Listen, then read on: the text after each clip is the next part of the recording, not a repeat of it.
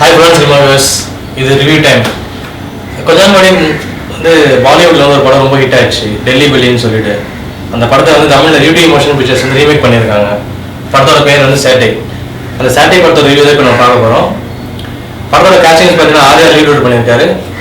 ஆர்யா, அன்ஷிகா, அஞ்சலி, Santhanam, Premji, Nassar sir, அப்புறம் சாஜி ஷிண்டே, இன்னும் சில பேர்.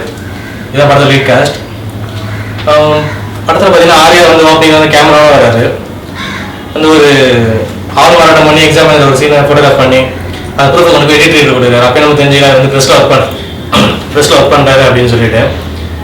ஆர்யாவோட கொலிகா வந்து சந்தானம், பிரேம்ஜி இவங்களாம் இருக்காங்க. அவர் ரூம்மேட் 3 போனால் தங்கியிருக்காங்க. அஞ்சலியை வந்து படத்தில் ஒரு ப்ரெஸ் ரிப்போர்ட்டர் தான் காட்டுறாங்க. அன்ஷிகா ஒரு ஹேர் ஹோஸ்டஸ் கேரக்டர் பண்ணியிருக்காங்க.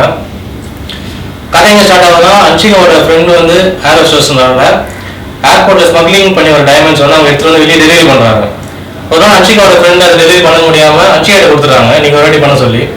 அன்ஷிகா அது என்ன இருக்குது பாசலும் தெரியாமலே அவங்க என்ன பண்ணுறாங்க, டைமண்ட்ஸ் வாங்கிட்டு வந்துடுறாங்க. பட் அவங்களால வெளியே டெலிவரி பண்ண முடியல. அது டைம் ஆர்யாட்ட கொடுக்குறாங்க நீ பண்ண சொல்லி. ஆர்யா வந்து அவரோட அன்ஷிகாவோட லவர், அவங்க எடுத்து பண்ண சொல்கிறாங்க. ஆர்யாவோட பண்ண முடியும்னு சொல்லிட்டு கை வந்து பிரேம்ஜி கையில் வருது டைமண்ட்ஸ். ஸோ பிரேம்ஜி என்ன பண்ணுறாங்க, டைமண்ட் சரி அவர் வந்து டெலிவரி பண்ணும்போது என்ன பண்ணிடுறாரு, பார்சலை மாற்றி கொடுத்துட்றாரு. அங்கே தான் நாசரோட என்ட்ரி வருது. நாசர் வந்து ஸ்மக்லராக வராரு. அவர்கிட்ட அந்த டைமண்ட் பாக்ஸ் வந்தோடனே என்ன பண்ணுறாரு, பாக்ஸை ஒன்று செக் பண்ணி பார்க்குறாரு டைமண்ட்ஸ் இருக்கா அப்படின்னு. அப்படி செக் பண்ணி பார்த்தா டைமண்ட்ஸ் இல்லை, ஆனால் வேற ஏதாவது ஒன்று இருக்குது. நம்ம என்ன சொல்கிறோம், அது என்ன இருக்குன்னு பார்த்துறாதீங்க. அன்றைக்கி பார்த்தீங்கன்னா கண்டிப்பாக உங்களால் சாப்பிட முடியாது, கொஞ்சம் 60 ரூபாய் சேர்ந்தா அது.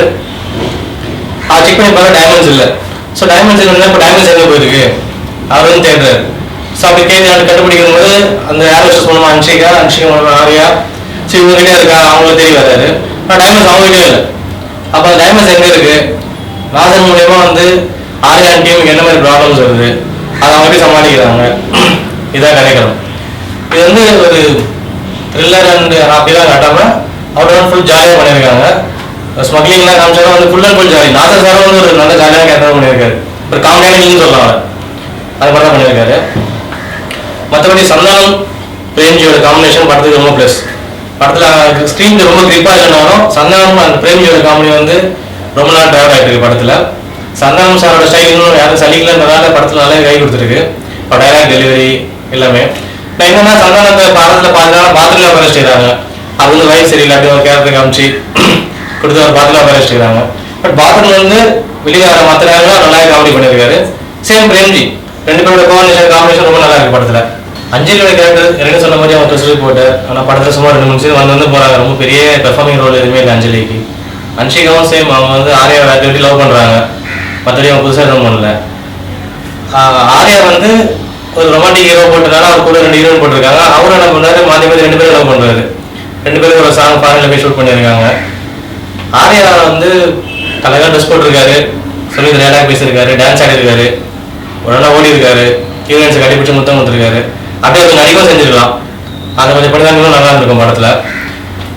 மற்றபடி சாங்ஸ் பார்த்தீங்கன்னா படத்தில் 5 சாங்ஸ் இருக்குது. நாமுத்துக்குமார், மதன் கார்கி, கொஞ்சம் தாமரை அண்ட் கானாமலை எழுதியிருக்காங்க. இந்த கானாமலோட சாங் வந்து ரொம்ப ஹைலைட்டாகவே இருக்குது. இந்த வந்து கானாமலை டைம் நினைக்கிறோம், எல்லா படத்துலையும் அவரோட பாட்டு ஹிட் ஆகிட்டே வருது. அதே முத்துக்குமார் கார்கி அந்த படமே இல்லைன்ற மாதிரி ஆயிடுச்சு. தமிழோட மியூசிக்லாம் சாங்ஸ்லாம் வந்து ஒரு நல்ல கமர்ஷியல் எலிமெண்ட்ஸ் உள்ள சாங்காக இருக்குது.